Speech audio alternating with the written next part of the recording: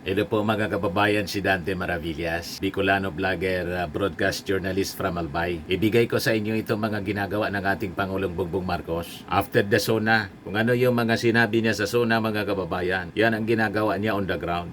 Nasa Zamboanga Peninsula kanina, mga kababayan, yung ating Pangulong Bongbong Marcos para personal na i-distribute yung mga patient transport vehicles. Talagang priority ng ating Pangulong Bongbong Marcos ang kalusugan ng ating mga mamamayan. Tingnan ninyo. O di ba? Mga kababayan, ang dami niyan. Galing sa PCSO. Grabe talaga po ang ating Pangulong Bongbong sa kanyang pagmamahal sa ating mga mamamayang Filipino. Walang pinipiling lugar, lahat dapat mayroon. Lahat ng bayan, mga kababayan sa buong Pilipinas dapat kumpleto. Yan napakarami. You see? Tapos ito naman distribution ng Starlink para sa mga eskwelahan, mga kababayan, para may internet connection yung mga malalayong lugar sa Pilipinas. Ito yung pagdating ng ating Pangulo, mga kababayan.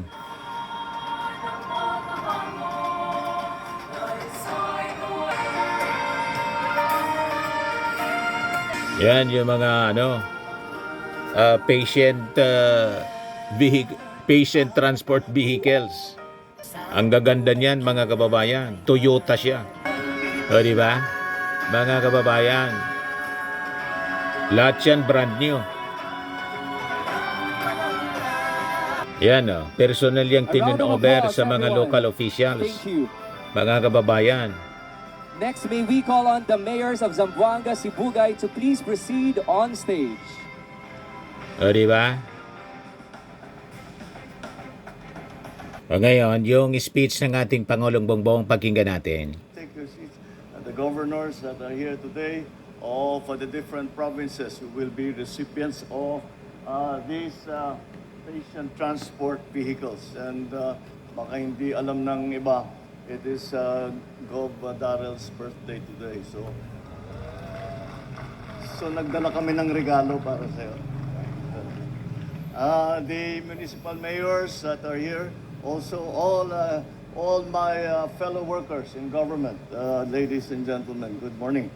Ito ay kung maalala ninyo, ay nung sa SONA, malaking bahagi ng SONA ay pinag-usapan ko ang healthcare.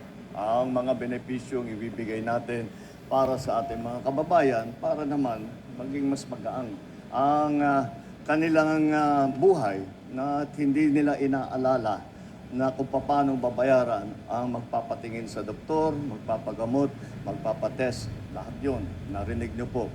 Kaya naman po, hindi po rin natin magagawa kung yung ating mga pasyente ay naka-stranded kung saan sila at wala silang ganitong klaseng sasakyan. Kaya ang ginawa namin ay sinabi ko, alam ko, dahil may governor din ako dati, alam ko, ang sistema talaga, makikiusap ka, pupuntahan mo yung PCSO, at yung PCSO naman siguro tatanong sa Malacanang, bibigyan pa natin to o hindi. Ito ba? Hindi, wala. Kinalaban tayo niyan, hindi pwede, hindi bibigyan. Wala na yun. Walang politika. Wala na ganong klase mga usapan. Basta, ang aming plano ay napakasimple lang. Unang-una, of the, 1,452 LGUs in the country, cities and municipalities in the country, lahat ito ay magkakaroon ng at least one of these patient transport vehicles. Kukumplituhin po, kami napakarami. Since June of 2022, nakapagbigay ng PCSO ng 1,067 sa lahat ng mga ating LGU. At inuna namin, hindi namin muna prioritize yung mga lalaking lungsod, the big cities.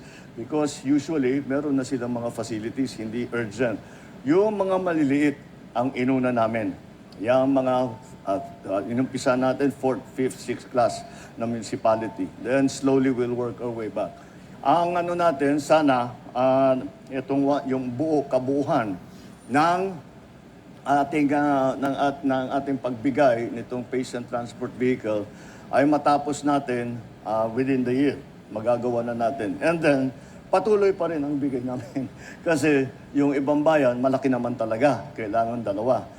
So, titignan na natin, adjust na natin. So, ang minimum bawat bayan, bawat lungsod ay merong ganitong patient transport vehicle. Kung titignan ninyo, hindi ito kagaya ng mga nakikita natin sa television at saka sa sine, yung mga malaki na ambulansya. At may dahilan kung bakit ganito ang aming kinuha. Dahil ito ang pinaka-practical para sa Pilipinas. Dahil ang naging karanasan ng marami na nakakuha nga ng mga magagandang at malalaki na makikintab na ambulansya ay hindi naman makapasok sa maliliit na iskinita. Hindi mapuntahan, hindi pwede mag-off-road dahil kailangan sa kalsada lang. Kaya hindi makalapit doon kung saan yung susunduin yung pasyente. At pagka nasira, napakamahal ng pyesa, walang marunong mag-ayos. Ito, yun ang aming pinili na maraming pyesa makuha. Kahit sinong mekaniko kaya itong ayusin. Basta alagaan lang ninyo at make sure na patagalin natin ito. At susundan po natin ng mga patient transport vehicle para doon pa sa nagkukulang. So patuloy ang aming ginagawa ito. Asahan ninyo na ang tibay ng katawan ng ating mga kababayan ay ang pinakamahalaga sa lahat. At nandito kami lahat ang pamahalaan upang tiyakin na lahat ng tulong na maibigay ng pamahalaan para sa pag-alaga sa ating mga kababayan ay ginagawa natin. Lahat ng makuha nating pondo na pwedeng gamitin, doon natin ilalagay. Nandito rin, at saka naging yan, at saka education, at saka infrastructure. Dito pa si Sani Angara, Secretary ng DepEd.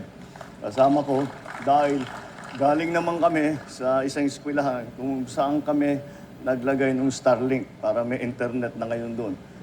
For the first time, nakakatuwa yung mga bata, mas marunong doon sa teacher nila kung paano gumamit ng internet. But ngayon, and that is another part of our program, magkakaroon ng internet lahat ng eskwelahan ng buong Pilipinas by Matindi po. the end of this year. At bukod pa doon, magbibigay tayo ng data para libre ang paggamit sa internet, para sa ating mga guro, para sa ating mga estudyante. So all of these are trying to bring together, make it easier. Mahirap na ang buhay. Ang trabaho, ang dapat na iniisip ng gobyerno ay paano pag-aangin ang buhay ng bawat isang Pilipino.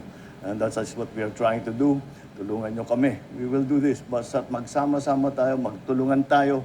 There is a lot that we can do. That is, we have achieved a great deal. Pero patuloy pa natin and so that we can achieve some more.